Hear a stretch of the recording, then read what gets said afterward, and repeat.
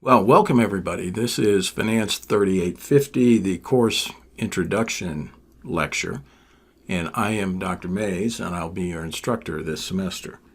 So let's take a look at what our agenda is for today. So first of all, we're going to talk about the syllabus. Take a look at that on Canvas.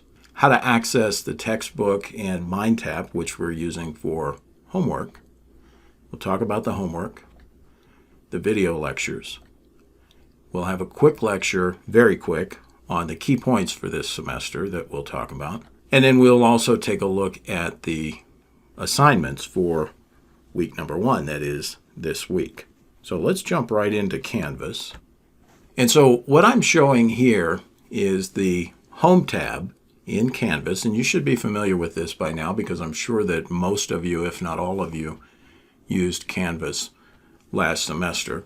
So on the Home tab, you'll see at the top some announcements, and I have a link here about tutoring resources that you can use. You can also access the course calendar.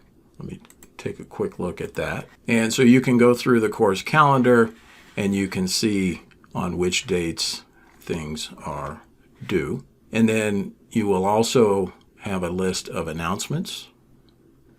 This just repeats what you saw on the Home tab. And then here is the syllabus. So let's take a minute and go through the syllabus.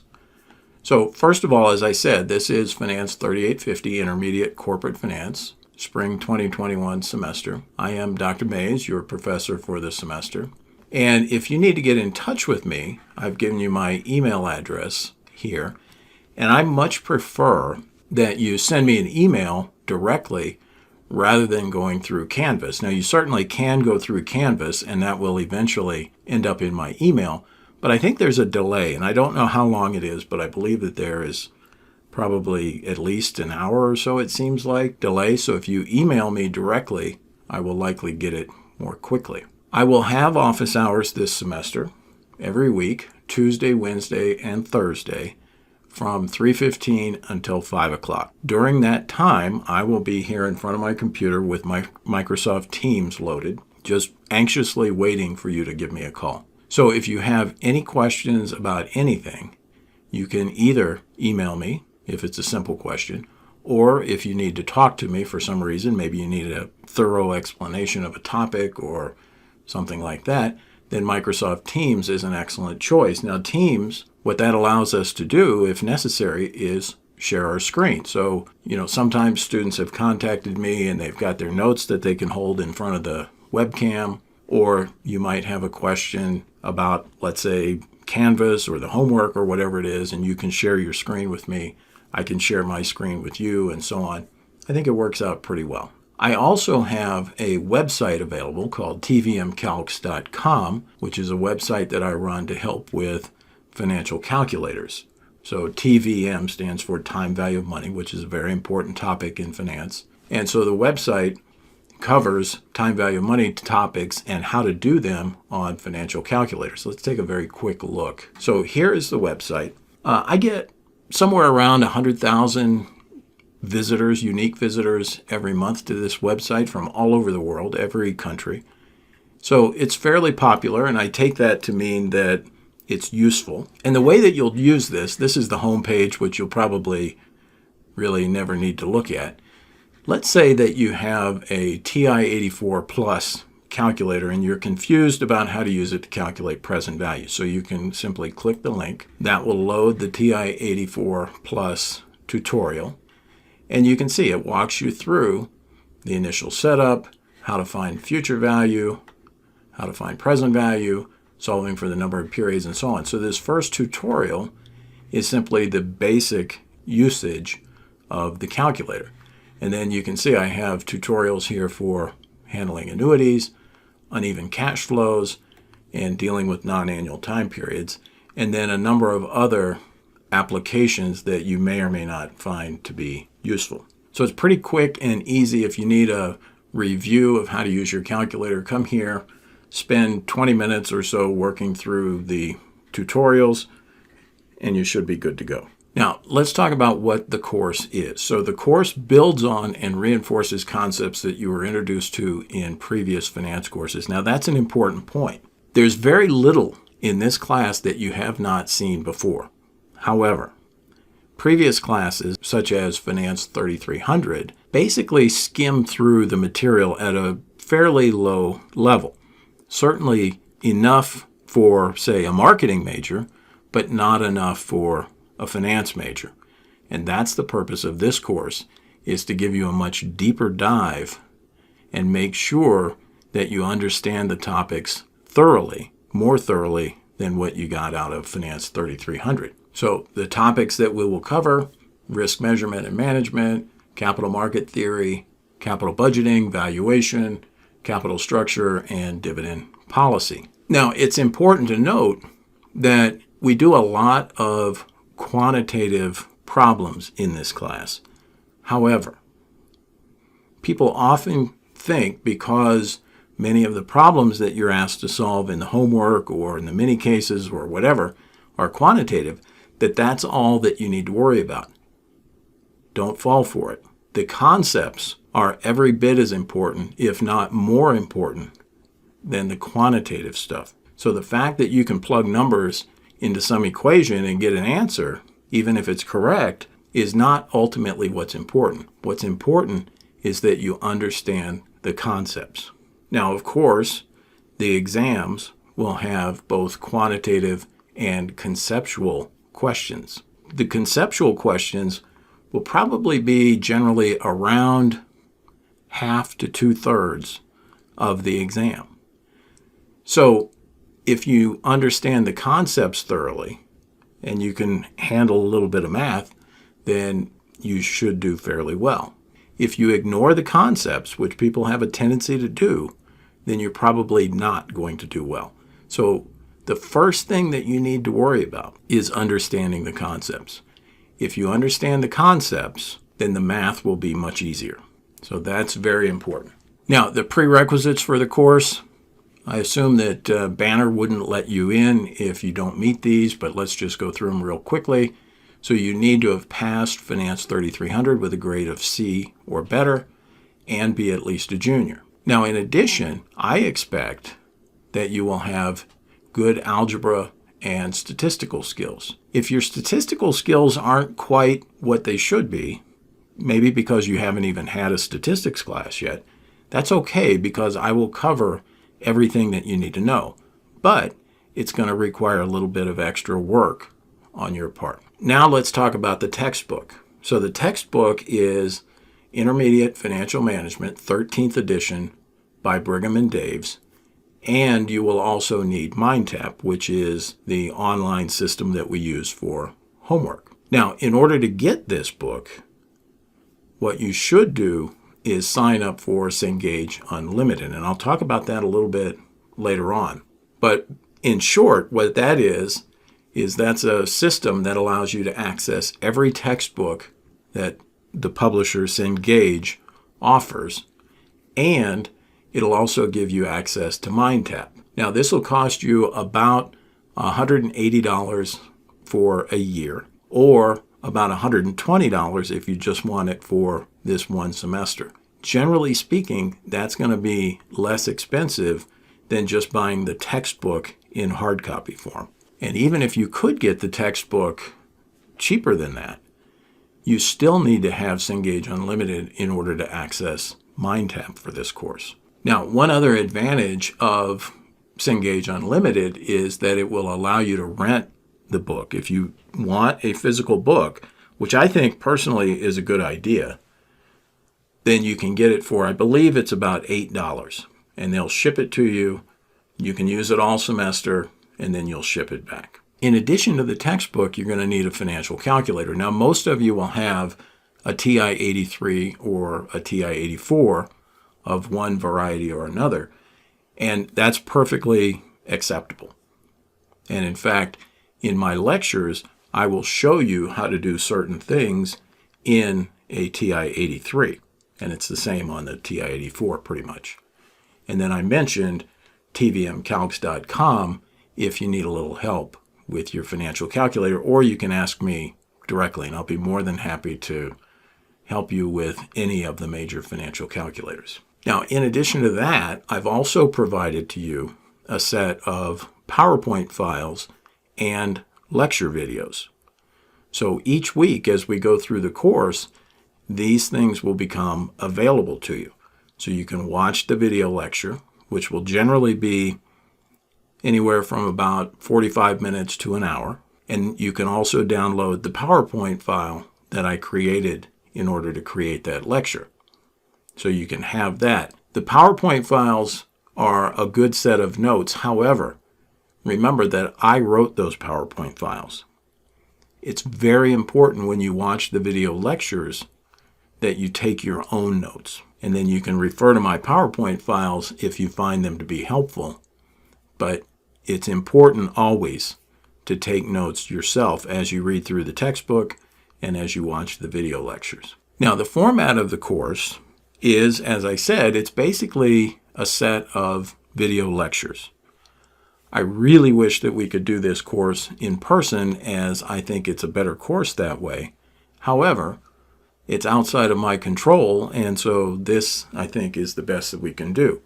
Now, we could also have a weekly class meeting on Microsoft Teams, but I don't think that that's terribly useful, and I'll tell you why. If we were doing Teams, what I would do is I would show my PowerPoint files and I would go through them exactly as I do in the video lectures. So I don't really see the point of making you show up every week to sit through a video lecture and listen to me hum and haw and maybe try to write on the screen or something like that. I think it's much cleaner with the video lecture format. Now, in addition to that, with the video lectures, which are hosted on YouTube, there's several advantages. So, for example, you can watch them as many times as you feel the need to. You can watch them anytime you want to watch them. So I have the video lectures set up as an assignment, which is due each Tuesday, but it's not graded, and I have no way to know if you've watched the video lecture or not, so you can watch them at 3 in the morning for all I care. Also, I think it's a little bit easier to take notes in a video lecture because you can pause the video at any time and write things down and then restart it. And then finally, if you want, because it's on YouTube, you can get a transcript. So you can see the closed captions on the screen, and you can actually download a transcript if you know how to do that, although that's probably not terribly useful. And you can control the speed of the video. So, for example, you can set it to 1.5 times speed or double speed or whatever you want. Now, in the face-to-face course, most of the class time is spent working through the mini cases that are at the end of each chapter. And the mini cases are an important component of the online course as well. However, instead of me calling on individual students to answer questions from the mini case, you're going to have to do the mini cases yourself. This is not for credit. You don't get credit for doing the mini cases. However, in the lectures, I go through some of the problems in the mini cases, and on the exams, the topics that are covered, generally speaking, not always, but generally speaking, will be in line with whatever was in the mini case. So I strongly suggest that you do the mini cases. Now, I know that last semester, especially at the beginning, a number of students did not spend any time on the mini case, despite the fact that I warned them to do so, and they did not do well on the exams. So please make sure that you go through the mini cases. And as you go through the mini cases, my suggestion is that you try to answer all those questions as best you can without going back to the textbook. If you can answer the questions without having to go look them up in the textbook, then you probably understand the material well. On the other hand, if for every question you have to go look up formulas or look up concepts in the textbook, then you clearly do not understand the material and you're probably not going to do well. So at least try to do the mini case once or twice without looking back at the textbook. Now, to help you to know if you've gotten the right answers or not, I've created spreadsheets that provide the solutions to the quantitative questions in each mini case. again, don't reference them until you've tried the question. Now, in addition to reading the text, watching the video lectures, and doing the mini cases, you're also going to be required to do the homework for a grade. And if you look at the right-hand side of the screen, you can see the weightings for the grades for the semester, and you see that homework is 20% of your grade. So that's significant. That's almost one exam. Not quite, but almost. Now, the way the homework is set up, you're going to get 3 chances at each question. And after you've answered a question once, you will be able to look at an explanation of how to answer the question. And then you can go back and try again if you need to, if you got it wrong. I fully expect that everybody should get at least a B for the homework, if not an A. If you get less than that, then you're not putting in the effort that's required. So I have the homework set to 20% because I think it's important that you practice in order to do well. And so that 20% is encouragement to you to try to do your best on the homework. But do not be fooled. If you get a really high grade on all the homework, that does not necessarily mean that you understand the material because, as I said, you get 3 chances. You can do it at whatever speed is comfortable for you. You can go look at the textbook or do Google searches or whatever. And so don't fool yourself just because you do well on the homework that necessarily means you understand the material. So again, I think it's a good idea when you go through the homework the first time, don't look at any other resources. Try to do it without going back to the textbook or Google searching or whatever. Now, there will be 3 exams in the course. So the first exam, second exam, and the final exam. And each of them will have between 30 and 50 multiple choice questions. The final exam is cumulative, and the exams will be curved. So the way that I do the curve is very, very simple. Let's say that the average on an exam comes out to be 70%. I simply add 5 points to everybody's grade to bring that average up to 75. The exams will be done online in Canvas, and they will start at the usual starting time for your class. So we have 2 sections. One starts at 3:30, and so the exams will be from 3:30 until 5 o'clock, no later than 5 o'clock. And the second section, the exams will start at 5:30 and go no later than 7 p.m. So you need to make sure that you're available on the exam date at the time specified. So you can see down here at the bottom that I've listed all 3 exams. So exam 1 will be on Tuesday, March 9th. Exam 2 will be on Tuesday, April 20th. And the final exam will be either Tuesday, the 11th of May for the night class or Thursday, the 13th of May for the day class. Now, they have not released the final exam schedule, but based on history, I believe that those are the correct dates for the final exam. And you can see here that the first 2 exams are 25% of your grade each. The third exam is 30%, the final exam, and that's cumulative. And then the homework is 20%, so that adds up to the 100% for the course. Note a couple of other things. First of all, the exam dates are subject to change if something crops up and for some reason I cannot give you the exam on the date that's specified. I don't anticipate that, so those dates are pretty reasonable, I think, but anything is possible. So just be aware of that, and I will notify you well in advance if I need to change one of those dates, but don't expect that to happen. And then secondly, note that the last day to drop the course and get a W for your grade, which stands for withdrawal, is Friday, April 2nd. No exceptions to that. That's a university policy. I don't control that. So if you feel like you need to drop the class, you need to do it before that date. Okay, one other thing here is that the university put together a COVID-19 syllabus addendum that you can read if you want to. Frankly, I don't think anything in there is terribly relevant to this course, but you might want to take a look at that, so I've given you a link here. And then finally down here at the bottom, we have the course summary section. And this shows you what's due on what dates and what times. So you can see I have for this week on Tuesday, you should have watched the video lecture and read Chapter 1. And then on Sunday, the Chapter 1 homework will be due. Now notice that, well, everything here says, or almost everything says 11:59.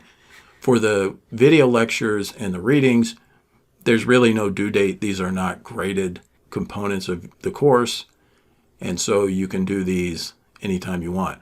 Homework, though, is a hard date. So you need to have the homework for Chapter 1 done by this Sunday just before midnight. And then next week, same thing. Read Chapter 2, watch the Chapter 2 video lecture, and do the Chapter 2 mini case and the Chapter 2 homework, and so on. So you can always check at the bottom of the syllabus here and see when everything is scheduled. So let's take a look at the modules. And at the top here, you see the course information. Now, this is not material that I have created. This was created by the university, and I have not edited any of it. So some of this stuff, for instance, the instructor introduction, there's nothing in there, I don't think. Navigating this course and so on, I don't know what's all in here. I don't mess with this. I just keep it closed. Now, I have for you a formula sheet that you're going to be able to use on the exam. So you can simply click that link and download the PDF, or you can look at it in the viewer on Canvas. Then I have a section which has to do with MindTap and the textbook. We'll talk about that in a minute. And then there's a module for each week of the course. So this module right here, Course Introduction in Chapter 1, that's for week 1. Chapter 2 is week 2, and so on. So you can see the due dates for each of these things here. Now notice also that for Chapter 1, I have a little document that I wrote up, how to do your best in Finance 3850. So let me click on that. And this simply takes you through a number of the things that I've already said. So we'll just hit the highlights here. You can read this on your own. So you need to, I think, this is my opinion, read the textbook and take notes. Very important that you take notes as you read through the book. Step 2, retain the knowledge that you learned from previous chapters, because each chapter builds upon previous chapters. So if, let's say, you don't really understand Chapter 6, well, then Chapters 7, 8, 9, and so on are going to be much more difficult for you. Do the mini cases. I cannot emphasize this enough. Do the mini cases. Watch the video lectures. Do the homework. Remember, homework is 20% of your grade, so it's important that you do that. A couple of other things here. You're going to see a lot of equations this semester, and if you're not comfortable with equations, I understand. But what you should do is take each equation, try to break it up into pieces, and make sure you understand what each little piece of the equation does. And then you can put it back together and hopefully understand what the equation does overall. Look, the fact of the matter is that even though we do a lot of quantitative problems in this course, this is not rocket science that we're dealing with. So none of these equations are beyond your ability to use them and understand them. You just have to put in the effort. Next, make sure you keep up with the class schedule. If you fall behind, you're going to find it difficult to catch up. And then when the exams roll around, you're going to find that you're not going to do very well on them. So it's important that you set aside the time that you need to do all of the work that's required. And then finally, if you have any questions, reach out to me. That's why I'm here. So again, every Tuesday, Wednesday, and Thursday, I have office hours on Microsoft Teams. I'm available by email. Pretty much you can count on me being around and available to answer email every day of the week between, say, noon and about 10 p.m. or so. So if you send me an email during those hours, you'll probably get a response fairly quickly. If you send me an email in the middle of the night, you may not get a response until the next day, but I will get back to you. And also remember that we do have tutors available that can help you through Microsoft Teams. So if for whatever reason you can't ask me your questions, you can go to the tutor. Now, if you do all of these things, I suspect that you'll be successful, but none of this is guaranteed unless you put in the work. So it's very important that you put in the work. Let's go back to modules. And let's take a look at MindTap. So first thing I have here is MindTap registration instructions. So you can see if you do not currently have a Cengage Unlimited subscription, you need to read this. If you already have that subscription, you should be good to go, and you probably don't need to take a look at this. There is a video walkthrough of the registration process, and then this talks about how much it costs and renting the textbook. And then there's a website to go to actually get registered. If you have any problems, you can contact Jamie McCallan at this email address. Unfortunately, I don't control Cengage's websites and MindTap and Cengage Unlimited and all that. So I'm very limited in what I can do for you. So if necessary, you can contact Jamie and she will be able to walk you through getting registered. Now, to read the textbook or do the homework, all you have to do is click this link right here. Now, notice it says there is no course key.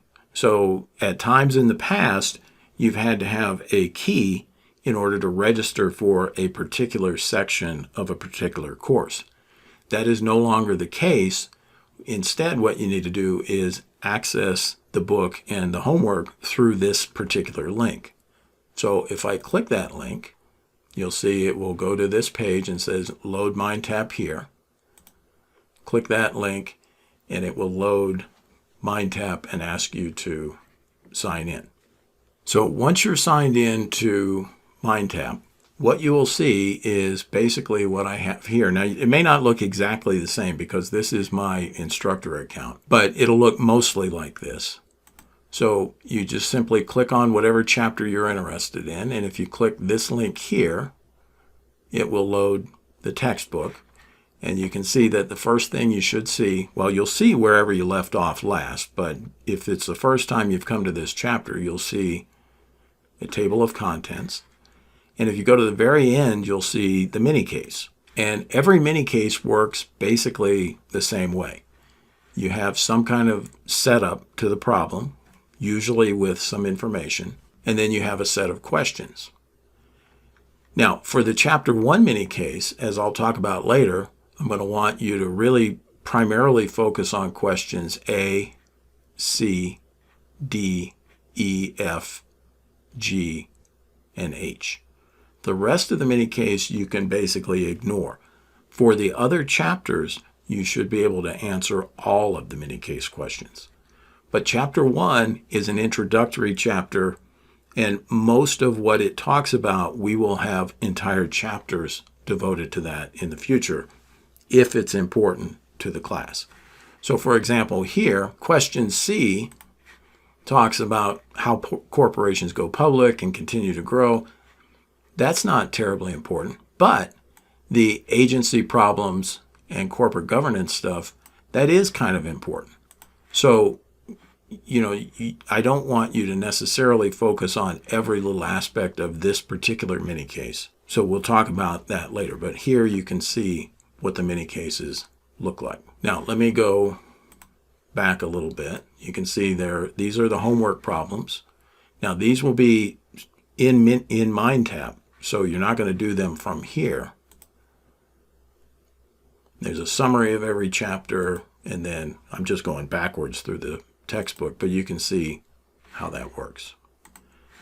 Now, when you think you're ready to do the homework after you've read the textbook and you've watched the video lecture, all you have to do is click on Assignments and then click here, and you can see these are the questions. So if I click Forms of Business Organizations, it'll take me to those questions. If I click the second one, it'll take me to those questions, and so on. So you'll work through, notice that you get 3 attempts, and it will keep track of your score. Now, one important thing, don't ever click this button at the top that says, I'm done, great assignment now, unless you really are done, because that will submit even questions that you have not yet answered. So don't click that until you're absolutely done. Now, if you never click that button, the homework will automatically submit on Sunday night at 11:59 p.m. and you'll get whatever grade you earned at that point. Now, in addition to the homework and reading the textbook, they also have some videos available for you, which may or may not be useful. I don't think, well, the first video here for Chapter 1, Intrinsic Value versus Market Price, that's probably useful. The other three, for our purposes, probably are not. And then each chapter also has some additional practice questions. These are the end of chapter problems that I mentioned earlier. So you can do those. These are simply for practice. These are not graded, so you don't have to do them. But if you have the time, I recommend that you do. There's also this adaptive test prep, which I think is basically kind of a run-through of what an exam might look like.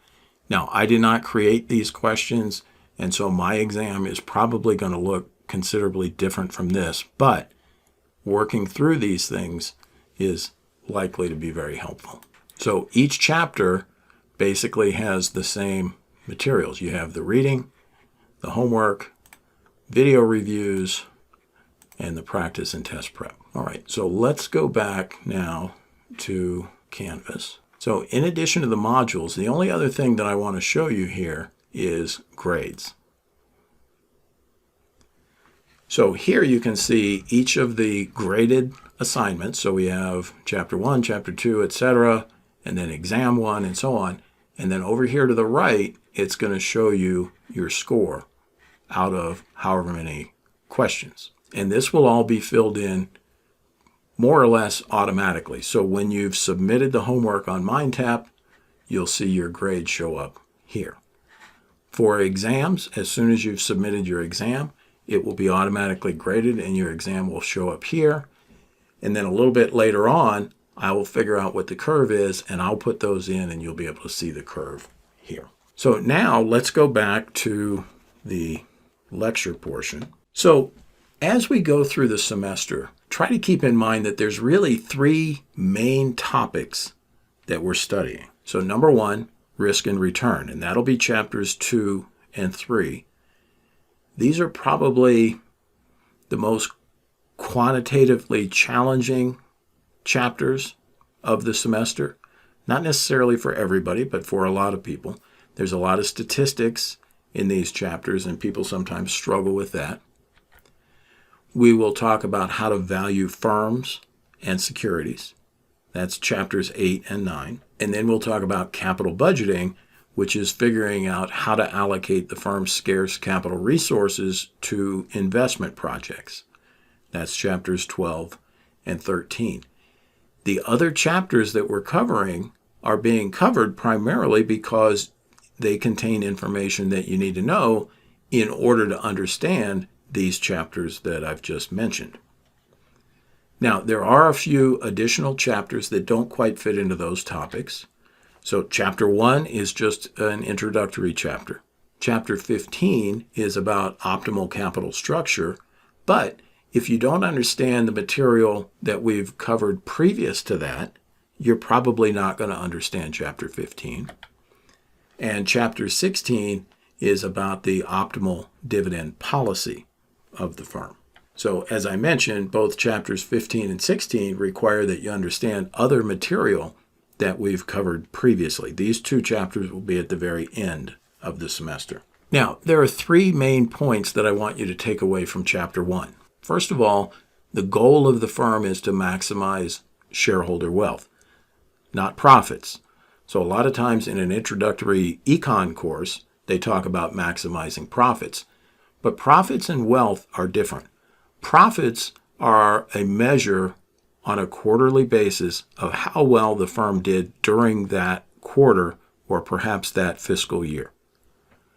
Shareholder wealth, or the wealth of the owners of the firm, is the present value of all of the expected future cash flows to be generated by the firm. So a company that focuses on maximizing profits may very well be sacrificing shareholder wealth because they may do things. For example, if you want to maximize profits this quarter, you might decide not to do any maintenance on the machines that you use to produce your products. Well, in the short run, that might seem like a smart idea because you're going to be more profitable in that quarter.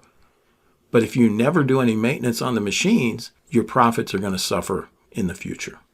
So maximizing shareholder wealth is very important instead of maximizing profits. Now, furthermore, everything that we do in finance stems from this goal. Remember, we're dealing with for-profit corporations here. This is not the not-for-profit sector. And so it's always important to keep in mind that we're trying to maximize shareholder wealth. So, for example, that means we don't accept projects which have a negative net present value because that would reduce shareholder wealth. So pretty much everything that we do in finance stems from this idea of maximizing shareholder wealth. And in the textbook, they're going to talk about this, and they'll talk about, is this good or bad for society, and so on.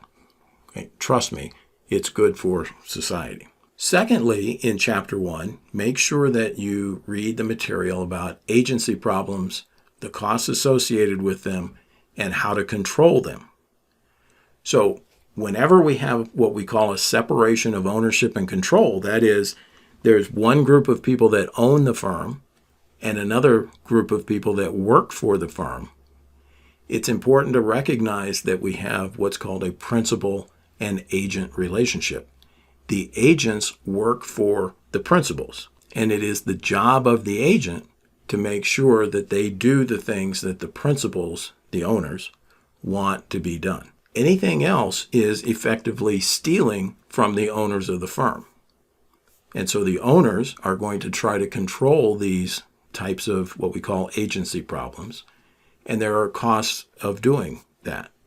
So, for example, we want our employees to sell as much as possible and generate profits for the owners of the firm. And so one way that the owners can try to ensure that that happens is by looking at how they pay the employees. So if you simply pay your employees by the hour and nothing else, well, then they may not be too focused on that goal of selling as much product as possible. On the other hand, if you promise bonuses or stock options or shares of stock in the company, then the incentive for the agents, the employees, is to do their best for the company's owners, because by doing their best for the company's owners, they will be doing their best for themselves. In other words, we want to make sure that the incentives are such that the agents are working to the benefit of the owners of the firm. And so this is something that doesn't really seem like it's a finance concept, but it turns out to be vitally important in a number of areas that we study in finance. And in particular, when it comes to capital structure theory, that is how the firm is financed, which we'll talk about in Chapter 15, and dividend policy, which we'll talk about in Chapter 16, agency problems are very important in those two areas, and others as well. And then finally, maybe, other than the first one here, the most important thing to remember is that the value of anything is the present value of the expected future benefits that it will provide. Keep that in mind as we go through later chapters, particularly from Chapter 8 on. Now, in finance, the benefits that we're generally concerned with are cash flows. But even outside of finance, the value of anything is the present value of the future benefits it's expected to provide, whether those are cash flows or something else entirely. Also, kind of a side note here, note that when we're calculating the present value, the discount rate that we use depends on a couple of things: the timing of the cash flows, the riskiness of those cash flows, and who has a claim on those cash flows. So, for example, if we're valuing common stock, the cash flows are dividends and a future selling price. And the only people that have a claim on the dividends and the future selling price are the shareholders. So we use their required return. On the other hand, if we're trying to value the firm as a whole, then what matters are the free cash flows, and the creditors and the stockholders both have a claim on the free cash flows. So we need to use the weighted average cost of capital, which blends together the required return of each of those groups. So the discount rate can be different depending on what cash flow it is that we're discounting and who has a claim on it. As I said, we'll be looking at three kinds of cash flows. We'll use free cash flow to value the firm as a whole, and the discount rate is the cost of capital. We'll use dividends to value a share of stock, and the discount rate is the shareholder's required return. And we'll use interest payments to value bonds, where the discount rate is the creditor's required return. So again, as I said, the discount rate depends on who has a claim on the cash flow. All right, so let's talk about the assignment for this first week of the semester. And generally, the assignments will be the same. So read the chapter, do the mini case, always, always, always do the mini case. And in this particular chapter, focus on questions A, C, D, and then E, F, G, and H. You should do those, but we will devote entire chapters to those at a later date. And then you can ignore questions B and then I through P. And then do the homework on MindTap. Remember that that's due Sunday just prior to midnight. And that's it. Next week, Chapter 2. Week after that, Chapter 3, and so on throughout the semester. Again, if you have any questions, whether it's about this little short lecture I've given you here today or anything else, feel free to contact me either by email or on Microsoft Teams during office hours. And by the way, if you want to meet with me on Teams, but the office hours don't work for you for some reason, send me an email and we will arrange a time. Okay, so I want you to know that I will be available to try to help you get through this class. But you have to do the work ultimately. Okay? So I will see you again next Tuesday with the video lecture on Chapter 2.